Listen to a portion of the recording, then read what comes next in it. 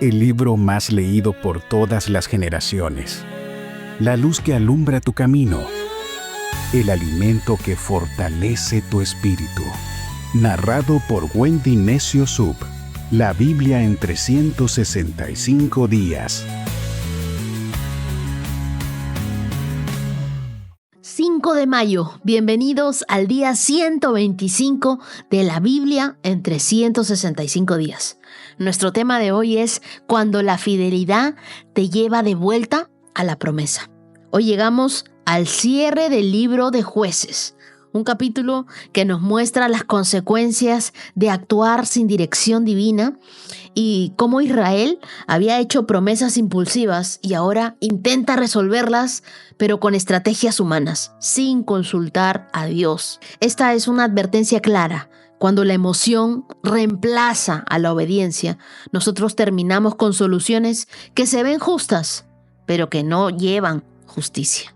Pero justo ahí, en medio de la oscuridad, comienza la historia de Ruth, una historia pequeña, sencilla, íntima, pero con un eco eterno. Porque mientras una nación se desmorona por falta de gobierno espiritual, una mujer extranjera toma la decisión más radical: ser fiel a una viuda herida y seguir a un Dios que apenas conocía.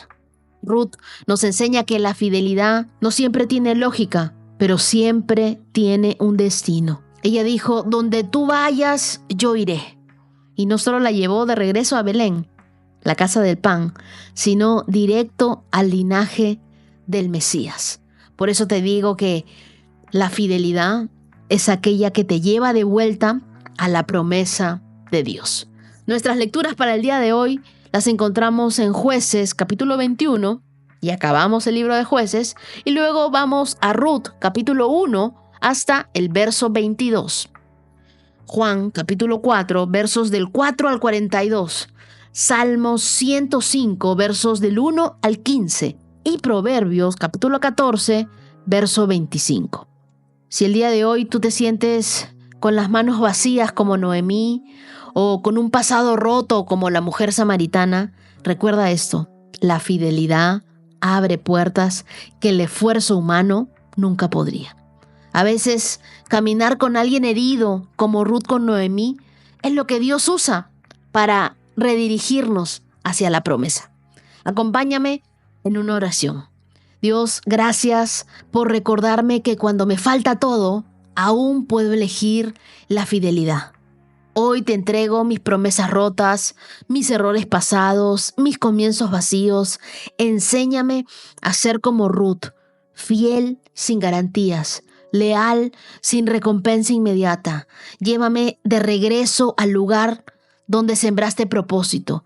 Aunque el día de hoy de repente estoy en duelo, que mi adoración sea verdadera y mi obediencia constante. Hoy vuelvo a ti, vuelvo a tu casa, a tu promesa. Oro en el nombre de Jesús. Amén.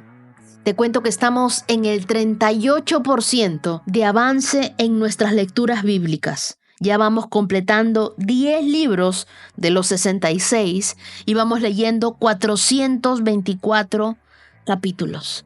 Esta es una tremenda bendición. Díganme si nuestras vidas no están siendo transformadas y cambiadas cada vez que nos acercamos a la palabra de Dios. Y me alegra mucho ver en sus historias, ver fotos de ustedes leyendo sus Biblias, con sus Biblias marcadas. Me recuerda lo que dice Deuteronomio capítulo 8, verso 3. Vivimos de cada palabra que sale de la boca del Señor. Y ahora sí, te invito a abrir tu Biblia, a abrir tu corazón, porque hoy Dios quiere hablarnos. Comenzamos. Jueces 21. Los israelitas habían jurado en Mizpa: nunca daremos nuestras hijas en matrimonio a ningún hombre de la tribu de Benjamín. Entonces el pueblo de Israel fue a Betel y permaneció en presencia de Dios hasta la noche, llorando amargamente en voz alta. «Oh Señor, Dios de Israel», clamaban, «¿por qué ha sucedido esto en Israel? Ahora Israel ha perdido una de sus tribus». Temprano, a la mañana siguiente, el pueblo construyó un altar y allí presentó sus ofrendas quemadas y ofrendas de paz. Entonces se preguntaron: ¿quién de entre las tribus de Israel no estuvo con nosotros en Mizpa cuando nos reunimos en asamblea en presencia del Señor? En esa ocasión habían hecho un juramento solemne ante el Señor de que matarían a todo el que se negara a presentarse. Los israelitas sintieron lástima por su hermano Benjamín y dijeron: hoy ha sido cortada una de las tribus de Israel. ¿Cómo podemos encontrar esposas para los pocos hombres que quedan, ya que hemos jurado por el Señor que no les daríamos nuestras hijas en matrimonio? Así que preguntaron: ¿quién de entre las tribus de Israel no estuvo con nosotros en Mizpa cuando nos reunimos en asamblea en presencia del Señor? Y descubrieron que ninguno de Jabes de Galat había asistido a la asamblea, pues luego de contar todos los presentes, no había nadie de Jabes de Galat.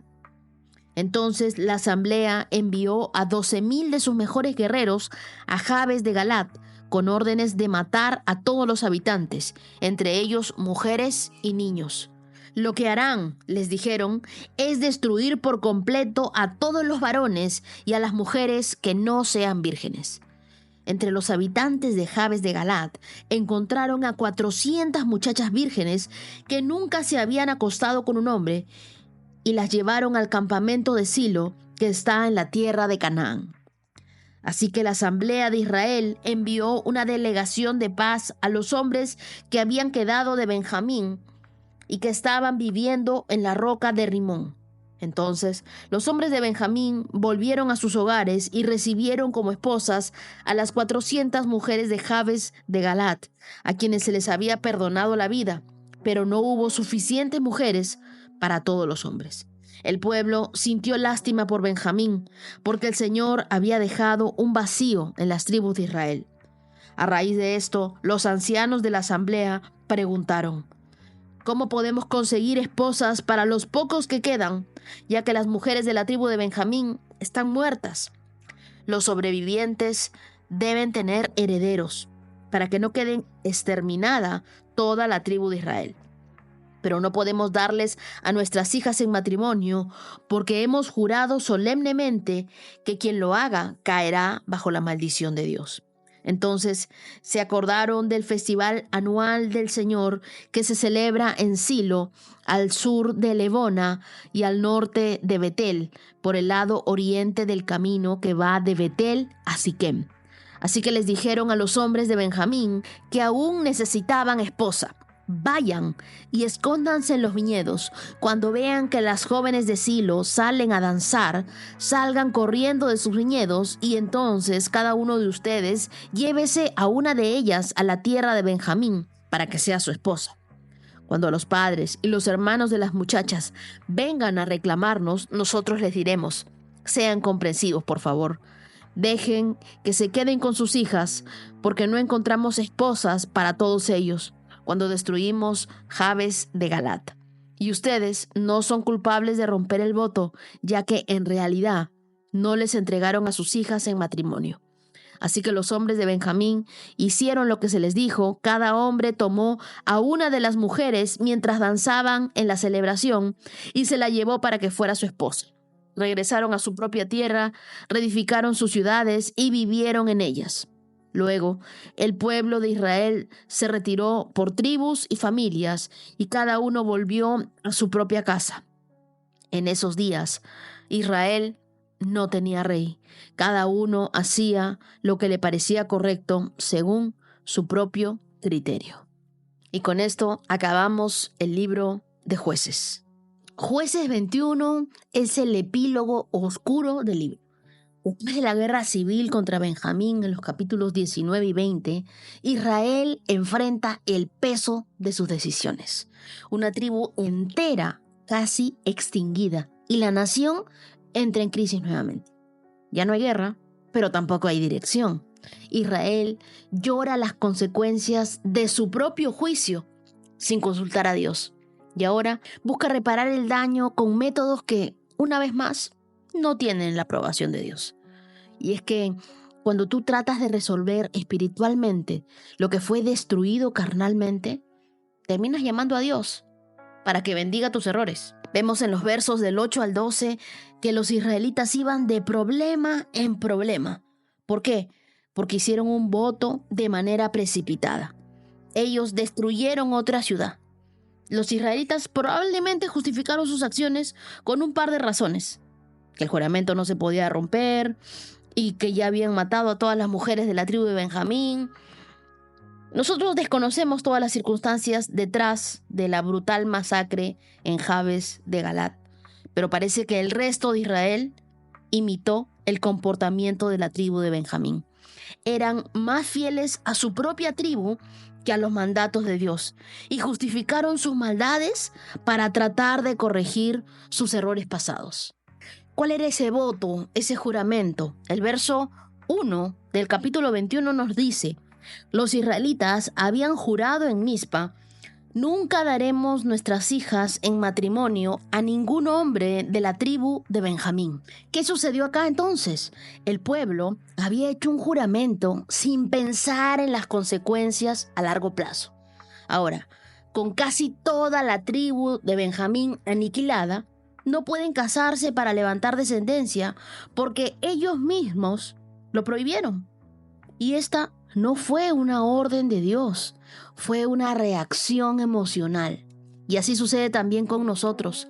Hay momentos donde la emoción reemplaza la obediencia. ¿Cuántas veces hacemos votos o tomamos decisiones en medio de un enojo, en medio del dolor, o quizás guiados por la impulsividad, solo para luego cargar con las consecuencias? Prometerle a Dios nunca más, sin haber sanado el corazón, es construir sobre la arena. ¿Qué sucede con ellos? En el verso 2 nos dice que la culpa los comenzó a mover, pero no hacia la obediencia, sino hacia el lamento. Miren lo que dice el verso 2.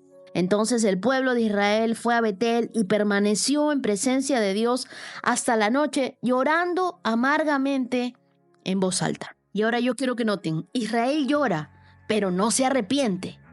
Se lamentan por las consecuencias, pero no buscan dirección de Dios. ¿Cuál es la diferencia? La culpa te hace llorar por ti.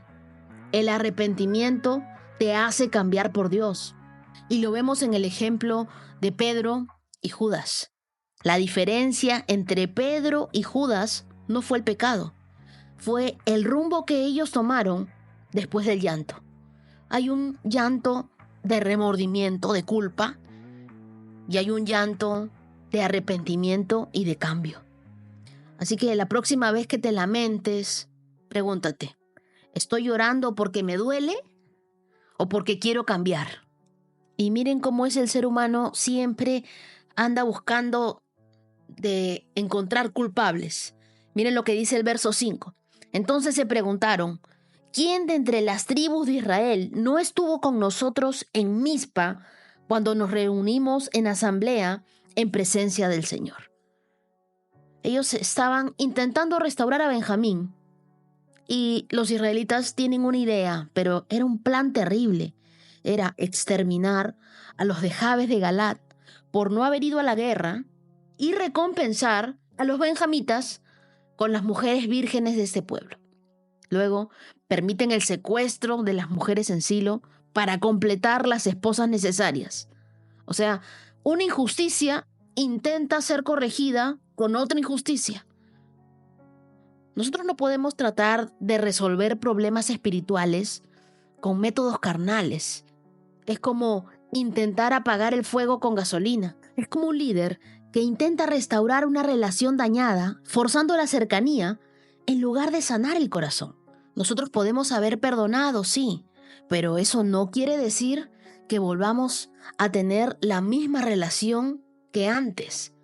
Y eso siempre me recuerda el ejemplo de las plumas. Un joven fue con un sabio anciano, muy angustiado, y le dijo: he hablado mal de alguien, me dejé llevar por la envidia, por el enojo y por los rumores, pero ahora me arrepiento y quiero enmendarlo. ¿Qué debo hacer? Y el sabio lo miró con compasión y le dijo: ve a tu casa, toma una almohada llena de plumas, luego ábrela y suelta todas las plumas al viento mientras caminas por toda la ciudad. Luego vuelve. Y el joven obedeció. Soltó cada pluma por las calles, los parques, los techos, todos los lugares.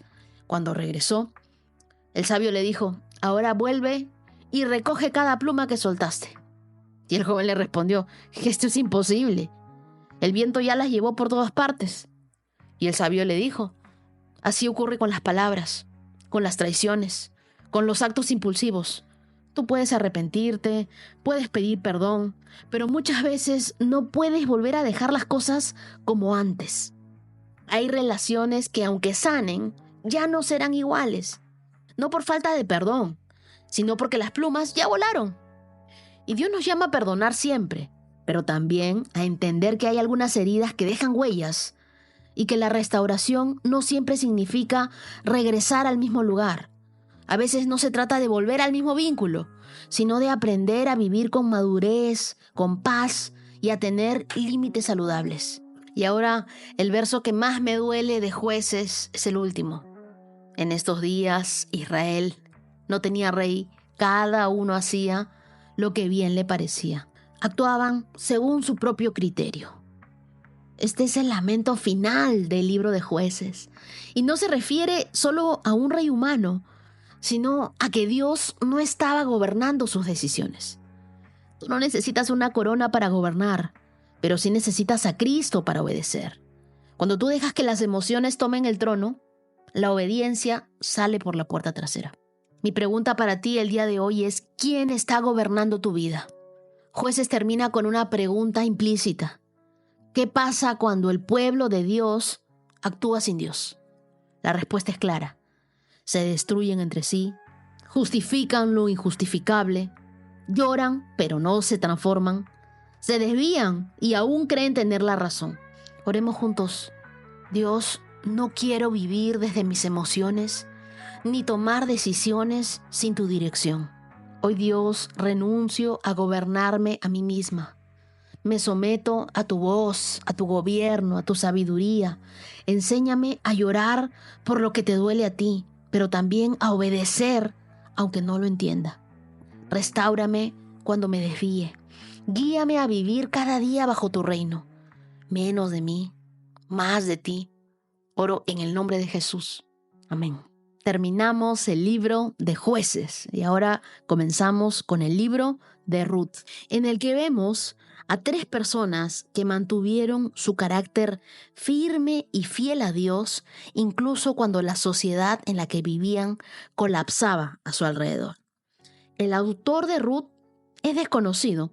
Algunos piensan que fue Samuel, pero la evidencia interna sugiere que fue escrito después de la muerte de Samuel. La fecha de la escritura es poco después del periodo de los jueces, es decir, en los años 1375 y 1050 antes de Cristo. Las personas clave son Ruth, Noemí y Boz.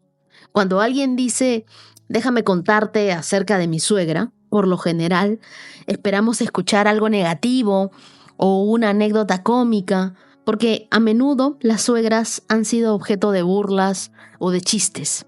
Sin embargo, en el libro de Ruth encontramos una historia diferente. Ruth amaba a su suegra Noemí, y poco tiempo después de enviudar, Ruth le suplicó a Noemí que le permitiera quedarse con ella y le prometió seguirla a donde quiera que fuera, incluso si eso implicaba abandonar su patria. Con palabras sinceras, Ruth le dijo: tu pueblo será mi pueblo y tu Dios será mi Dios. Entonces Noemí accedió y Ruth viajó con ella a Belén. No se sabe mucho acerca de Noemí, excepto que amaba a Ruth y que cuidaba de ella. Es obvio que la vida de Noemí era un testimonio poderoso acerca de la realidad de Dios. En los meses siguientes, Dios guió a la joven viuda a un hombre llamado Boz, con quien terminaría casándose. A causa de esta unión, llegó a ser la bisabuela del rey David y una antepasada en el linaje del Mesías. Qué enorme impacto tuvo la vida de Noemí. El libro de Ruth también es un relato de la gracia de Dios en medio de circunstancias difíciles. La historia de Ruth sucedió durante la época de los jueces, un tiempo marcado por la desobediencia, la idolatría y la violencia. Sin embargo, aún en los tiempos de crisis y profunda desesperación, hay quienes siguen a Dios y es por medio de ellos que Él llevó a cabo su obra. No importa lo desalentador u hostil que parezca el mundo, Dios cumplirá sus propósitos. Ruth era una moabita y Boaz era un descendiente de Rahab, la ex prostituta de Jericó. Sin embargo, por medio de su descendencia vino el Mesías al mundo. Leamos este libro entonces con ánimo, porque Dios está trabajando en el mundo y quiere que tú y yo seamos parte de su obra. Dios puede utilizarte tal como usó a Noemí para que tu familia y tus amigos lleguen a Él. Con esto en mente, comencemos nuestra lectura del libro de Ruth.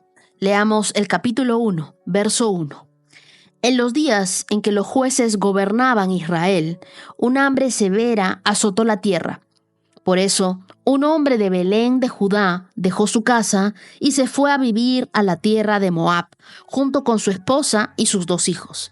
El hombre se llamaba Elimelec y el nombre de su esposa era Noemí. Sus 2 hijos se llamaban Malón y Kelión. Eran efrateos de Belén, en la tierra de Judá. Así que cuando llegaron a Moab, se establecieron allí. Tiempo después murió Elimelec y Noemí quedó sola con sus 2 hijos. Ellos se casaron con mujeres moabitas. Uno se casó con una mujer llamada Orfa y el otro con una mujer llamada Ruth. Pero unos 10 años después, murieron tanto Malón como Kelión. Entonces Noemí quedó sola, sin sus 2 hijos y sin su esposo. Estando en Moab, Noemí se enteró de que el Señor había bendecido a su pueblo en Judá al volver a darle buenas cosechas. Entonces Noemí y sus nueras se prepararon para salir de Moab y regresar a su tierra natal. Acompañada por sus 2 nueras, partió del lugar donde vivía y tomó el camino que las llevaría de regreso a Judá. Sin embargo, ya puestas en camino, Noemí les dijo a sus 2 nueras: vuelva cada una a la casa de su madre, y que el Señor las recompense por la bondad que mostraron a sus esposos y a mí. Que el Señor las bendiga con la seguridad de un nuevo matrimonio. Entonces les dio un beso de despedida, y todas se echaron a llorar desconsoladas. No, le dijeron, queremos ir contigo a tu pueblo. Pero Noemí respondió: ¿por qué habrían de continuar conmigo? ¿Acaso puedo tener más hijos que crezcan y sean sus esposos? No, hijas mías, regresen a la casa de sus padres, porque yo ya soy demasiado vieja para volverme a casar. Aunque fuera posible y me casara esta misma noche y tuviera hijos varones, ¿entonces qué? ¿Esperarían ustedes hasta que ellos crecieran y se negarían a casarse con algún otro? Por supuesto que no, hijas mías. La situación es mucho más amarga para mí que para ustedes, porque el Señor mismo ha levantado su puño contra mí. Entonces volvieron a llorar juntas, y Orfa se despidió de su suegra con un beso, pero Ruth se aferró con firmeza a Noemí. Mira, le dijo Noemí, tu cuñada regresó a su pueblo y a sus dioses. Tú deberías hacer lo mismo. Pero Ruth respondió: no me pidas que te deje y regrese a mi pueblo. A donde tú vayas, yo iré. Donde quiera que tú vivas, yo viviré. Tu pueblo será mi pueblo y tu Dios será mi Dios. Donde tú mueras, allí moriré y allí me enterrarán. Que el Señor me castigue severamente si permito que algo nos separe, aparte de la muerte. Cuando Noemí vio que Ruth estaba decidida a irse con ella, no insistió más. De modo que las 2 siguieron el viaje. Cuando entraron a Belén, todo el pueblo se conmocionó por causa de su llegada. ¿De verdad es Noemí?, preguntaban las mujeres. No me llamen Noemí, contestó ella. Más bien, llámenme Mara, porque el Todopoderoso me ha hecho la vida muy amarga. Me fui llena, pero el Señor me ha traído vacía a casa. ¿Por qué llamarme Noemí cuando el Señor me ha hecho sufrir? El Todopoderoso me ha enviado semejante tragedia sobre mí. Así que Noemí regresó a Moab, acompañada de su nuera Ruth, la joven moabita.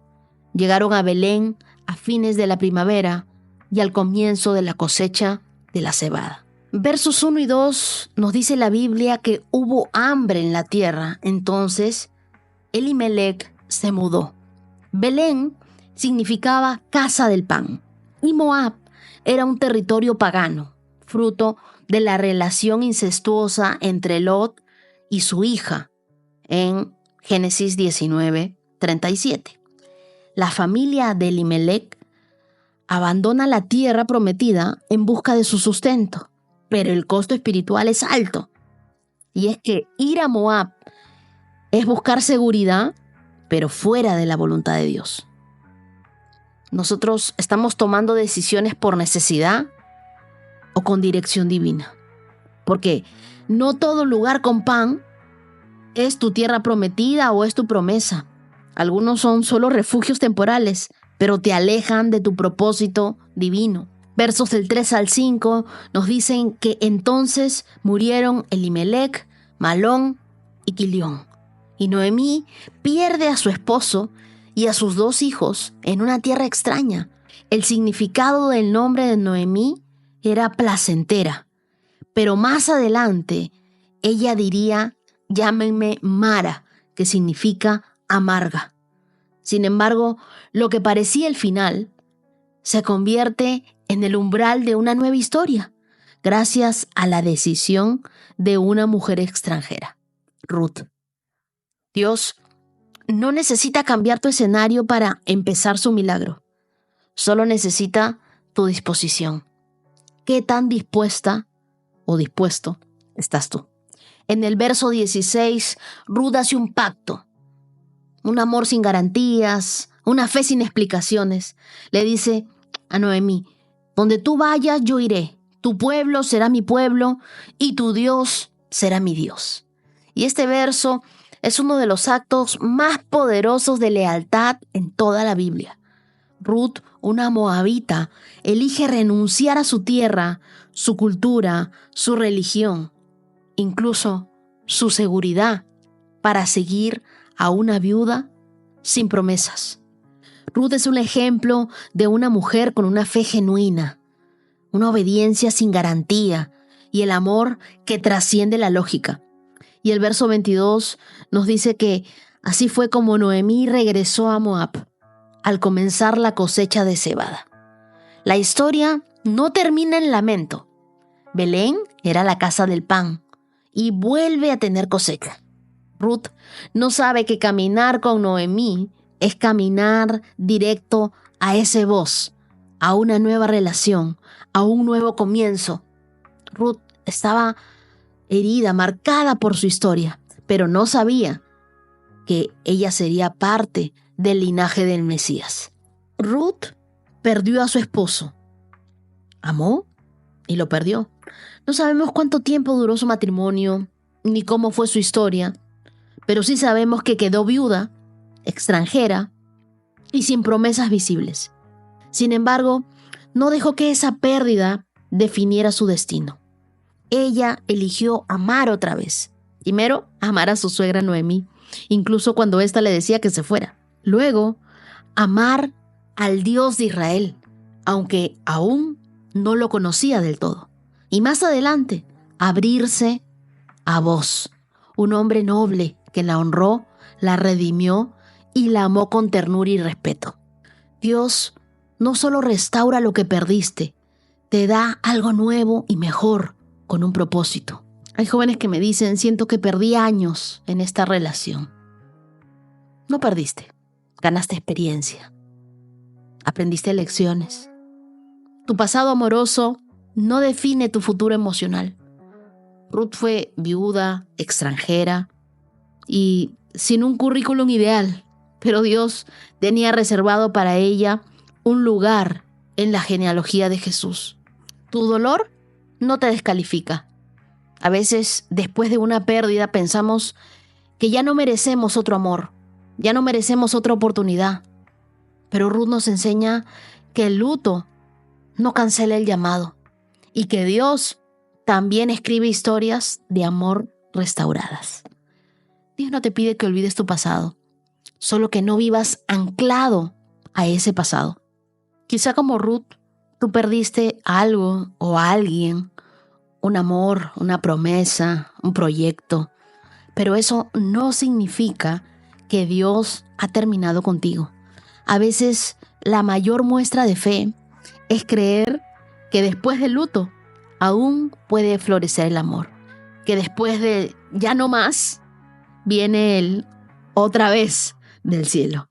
Dios no solo consuela, también restaura. Así que tu historia no termina en amargura si estás dispuesto o dispuesta a caminar de regreso al lugar donde Dios puede redimirte.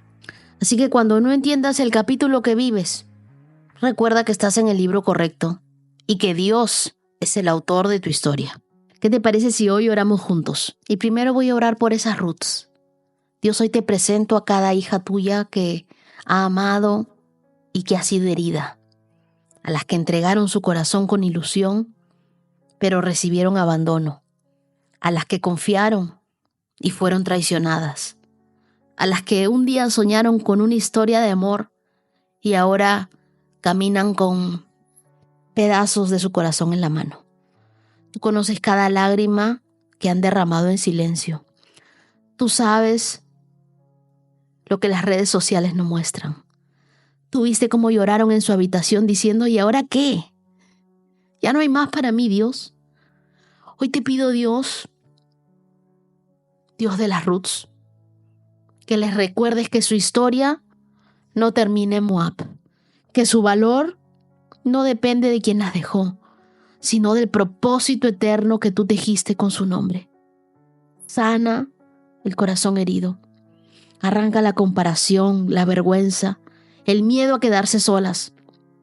Y recuérdales que aún hay cosecha, aún hay promesa, aún hay redención. Que el voz correcto no se busca, se encuentra en el camino a la obediencia. Enséñales a esperar sin ansiedad, a caminar sin apuro, a sanar sin resentimiento. Hazlas valientes como Ruth, que no teman comenzar de nuevo, que amen sin exigencias, que confíen aún sin garantías. Y si el tiempo parece pasar, recuérdales esto: tú nunca llegas tarde. Tú llegas justo cuando el corazón está listo y nuestro espíritu está rendido a ti. Gracias, Señor, porque aunque nuestras manos el día de hoy estén vacías, nuestra esperanza está puesta en ti. Y ahora oremos todos y digámosle a Dios: líbrame de huir del vacío, de ser infiel como Orfa, y ayúdanos a ser fieles como Ruth. Que nuestra lealtad supere nuestra lógica y que nuestra obediencia te abra espacio para que tú, Dios, redimas nuestra historia. Hoy volvemos a la casa, volvemos a tu promesa y sabemos que tú tienes algo grande para nosotros, tus hijos. Oramos en el nombre de Jesús. Amén. Ahora leamos Juan capítulo 4, verso 4. En el camino tenía que pasar por Samaria. Entonces llegó a una aldea samaritana llamada Sicar, cerca del campo que Jacob le dio a su hijo José. Allí estaba el pozo de Jacob, y Jesús, cansado por la larga caminata, se sentó junto al pozo cerca del mediodía. Poco después llegó una mujer samaritana a sacar agua, y Jesús le dijo: por favor, dame un poco de agua para beber. Él estaba solo en ese momento porque sus discípulos se habían ido a la aldea a comprar algo para comer. Y la mujer se sorprendió, ya que los judíos rechazaban todo trato con los samaritanos. Entonces le dijo a Jesús: usted es judío y yo soy una mujer samaritana. ¿Por qué me pide agua para beber? Y Jesús contestó: si tan solo supieras el regalo que Dios tiene para ti y con quién estás hablando, tú me pedirías a mí y yo te daría agua viva. Pero Señor, usted no tiene ni una soga ni un balde, le dijo ella, y este pozo es muy profundo. ¿De dónde va a sacar esa agua viva? Además, ¿se cree usted superior a nuestro antepasado Jacob, quien nos dio este pozo? ¿Cómo puede usted ofrecer mejor agua que la que disfrutaron él, sus hijos y sus animales? Y Jesús contestó: cualquiera que beba de esta agua, pronto volverá a tener sed. Pero todos los que beban del agua que yo doy, no tendrán sed jamás. Esa agua se convierte en un manantial que brota con frescura dentro de ellos y les da vida eterna. Por favor, Señor, le dijo la mujer, dame de esa agua. Así nunca más volveré a tener sed y no tendré que venir aquí a sacar agua. Jesús le dijo: ve, trae a tu esposo. No tengo esposo, respondió la mujer. Es cierto, dijo Jesús, no tienes esposo porque has tenido 5 esposos y ni siquiera estás casada con el hombre con el que ahora vives. Ciertamente dijiste la verdad. Señor, dijo la mujer, seguro que usted es profeta. Así que dígame, ¿por qué ustedes los judíos insisten en que Jerusalén es el único lugar donde se debe adorar, mientras que nosotros los samaritanos afirmamos que es aquí, en el monte Gerizim, donde adoraron nuestros antepasados? Y Jesús le contestó: créeme, querida mujer, que se acerca el tiempo en que no tendrá importancia si se adora al Padre en este monte o en Jerusalén. Ustedes los samaritanos saben muy poco acerca de aquel a quien adorar, mientras que nosotros, los judíos, conocemos bien a quien adoramos, porque la salvación viene por medio de los judíos. Pero se acerca el tiempo, de hecho, ha llegado, cuando los verdaderos adoradores adorarán al Padre en espíritu y en verdad. El Padre busca personas que lo adoren de esa manera, pues Dios es espíritu. Por eso, todos los que adoran deben hacerlo en espíritu y en verdad. La mujer dijo: sé que el Mesías está por venir, al que llaman Cristo, pero cuando Él venga, nos explicará todas las cosas. Entonces Jesús le dijo: yo soy el Mesías. Justo en ese momento volvieron sus discípulos. Se sorprendieron al ver que Jesús hablaba con una mujer, pero ninguno se atrevió a preguntarle: ¿qué quieres con ella? ¿O por qué le hablas? La mujer dejó su cántaro junto al pozo. Se volvió corriendo a la aldea mientras le decía a todos: vengan a ver a este hombre que me dijo todo lo que he hecho en mi vida. ¿No será este el Mesías? Así que la gente salió de la aldea para verlo. Mientras tanto, los discípulos le insistían a Jesús: Rabí, come algo. Y Jesús le respondió: yo tengo una clase de alimento que ustedes no conocen. ¿Le habrá traído a alguien de comer mientras nosotros no estábamos?, se preguntaban los discípulos unos a otros. Entonces Jesús explicó: mi alimento consiste en hacer la voluntad de Dios, quien me envió, y en terminar su obra. Ustedes conocen el dicho: hay 4 meses entre la siembra y la cosecha. Pero yo les digo, despierten y miren a su alrededor. Los campos ya están listos para la cosecha. A los segadores se les paga un buen salario y los frutos que se cosechan son personas que pasan a tener la vida eterna. Qué alegría les espera tanto al que siembra como al que cosecha. Ya saben el dicho: uno siembra y otro cosecha. Es cierto, yo los envié a ustedes a cosechar donde no sembraron. Otros ya habían hecho el trabajo y ahora ustedes les toca levantar la cosecha. Muchos samaritanos de esa aldea creyeron en Jesús porque la mujer había dicho: Él me dijo todo lo que hice en mi vida. Cuando salieron a verlo, le rogaron que se quedara en la aldea. Así que Jesús se quedó 2 días, tiempo suficiente para que muchos escucharan su mensaje y creyeran. Luego le dijeron a la mujer: ahora creemos, no solo por lo que tú nos dijiste, sino porque lo hemos oído en persona. Ahora sabemos que Él es realmente el Salvador del mundo. La conversación de Jesús con la mujer samaritana es la más larga registrada en los evangelios entre Jesús y una sola persona. Pero no es solo un diálogo, es un choque cultural, espiritual y emocional. Judíos y samaritanos no se hablaban y los hombres no conversaban a solas con mujeres en público. Samaria era una región evitada por los judíos. Era vista como una tierra impura, Pero Jesús, el verso 4 nos dice, tenía que pasar por Samaria. Más que una necesidad geográfica, era una necesidad espiritual.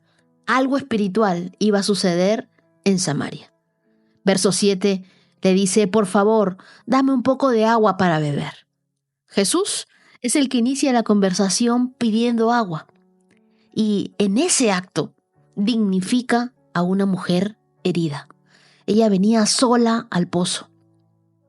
Y venía a las horas en las que normalmente no había muchas personas en el pozo porque ya las mujeres habían retirado toda el agua.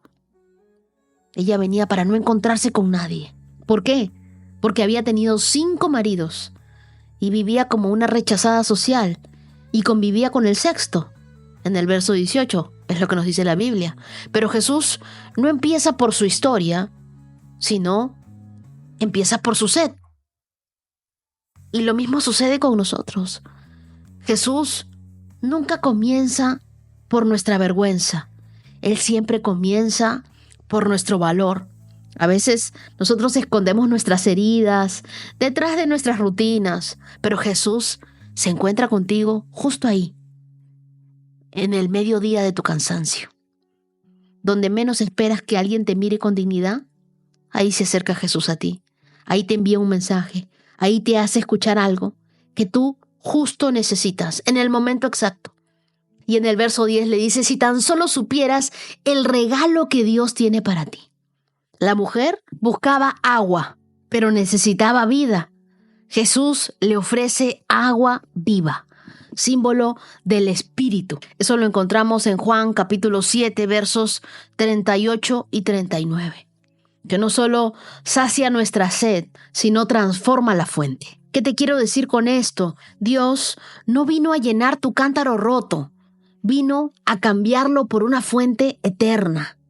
Pregúntate hoy, ¿qué estoy usando para calmar mi sed emocional o mi sed espiritual?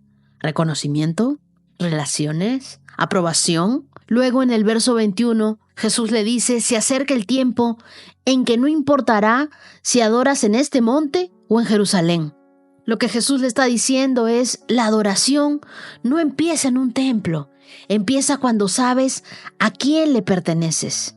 Tú eres el templo del Espíritu Santo.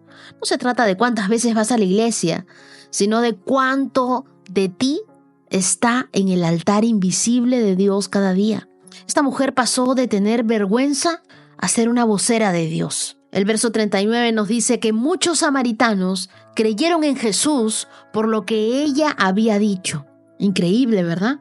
La mujer que iba sola al pozo ahora lidera un grupo de samaritanos y Jesús transformó su mayor herida en su mayor testimonio.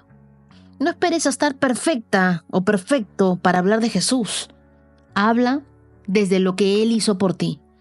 El testimonio más poderoso no es el que convence, es el que transforma. Ahora leamos el Salmo 105. Den gracias al Señor y proclamen su grandeza. Que todo el mundo sepa lo que Él ha hecho. Canten a Él, sí, cántenle alabanzas. Cuéntenle a todo el mundo acerca de sus obras maravillosas. Regocíjense por su santo nombre. Alégrense ustedes, los que adoran al Señor. Busquen al Señor y a su fuerza. Búsquenlo continuamente. Marca ese verso 4. Recuerden las maravillas y los milagros que ha realizado y los decretos que ha dictado. Ustedes, hijos de su siervo Abraham, descendientes de Jacob, los elegidos de Dios.